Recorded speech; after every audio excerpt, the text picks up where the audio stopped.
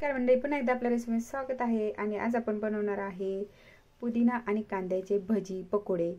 तर यासाठी आपण घेतलेला आहे मस्त फ्रेश असा पुदिना आहे आणि बारीक चिरलेला कांदा आहे, लसूण आहे इथे आणि थोडंसं अद्रक मी घेतलंय.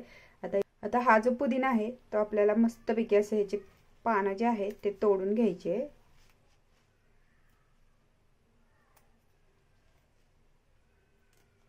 अशा प्रकारे सगळी पानं आपल्याला ह्याचे तोडून घ्यायचे. हे जे पानं आहेत ते मी पूर्ण एक बाउल भरून घेतलेले आहेत पुदिन्याची.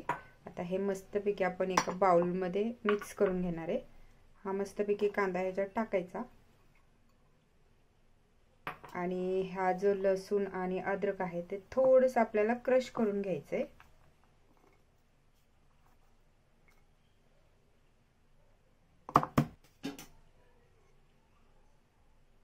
आणि हिरव्या मिरचीचे छोटेसे तुकडे घालणार आहे, 1-2-3 फक्त.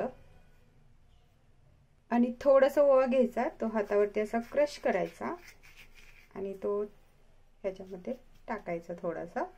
आणि थोडीशी मिरचीची पावडर, लाल मिरची पावडर आहे ही, ती थोडीशी टाकून घ्यायची.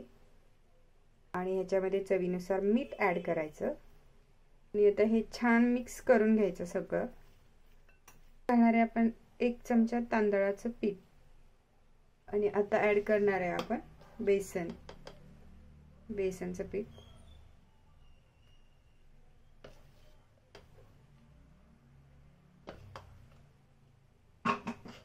आणि याच्यामध्ये थोडंसं ऑइल घालायचं, ते थोडं, आणि छान हाताने मिक्स करून घ्यायचं. छान असं एक जीव मिक्स झालं की ह्याच्यामध्ये आपण घालणार आहे सगळा तोडलेला पुदिना. आपण मिक्स करून घ्यायचा. आता तुम्ही म्हणाल हे पुदिन्याचे भजी, तर हे पुदिन्याचे भजी जे आहेत ते तुम्ही जर साऊथमध्ये तमिळनाडू वगैरे या भागात गेला ना, तर हे आपल्याकडे कशी कोथिंबीर असते, तर इथे ना पुदिना घातला जातो आणि हे भजी एवढे टेस्टी लागतात ना. आणि याच्यामध्ये मेन म्हणजे मी पाणी बिलकुल घातलेलं नाही आहे. याला ऑटोमॅटिक पाणी सुटतं पुदिन्यामुळे, त्यामुळे याच्यात पाणी घालायची काही गरज नाही आहे. आणि तुम्हाला जर क्रिस्पी भजी हवे असतील तर याच्यामध्ये बेसनचं पीठ जास्त वापरायचं नाही. चला, आता आपलं जे भजीचं पीठ आहे ते रेडी झालंय. तर कांदा कोट होईल एवढंच पीठ आपल्याला बेसनचं वापरायचं आहे. चला, आता मस्तपैकी आपण ह्याची भजी सोडून घेऊया तेलामध्ये. चला, आता इथं आपलं तेल गरम झालंय, आपण ह्याच्यामध्ये भजी सोडून घेऊया. जास्त मोठे नाही आणि जास्त छोटे नाही, तर मीडियम असे भजी सोडायचे.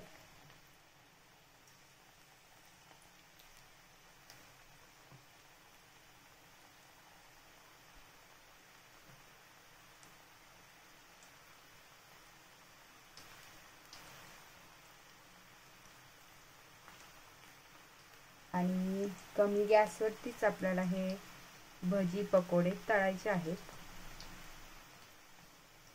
चला, आता मस्त अशा आपल्या भजींना कलर आलेला आहे, छान गोल्डन असा. आता हे मस्त क्रिस्पी असे पण तळलेले, त्याला आपण काढून घेऊया.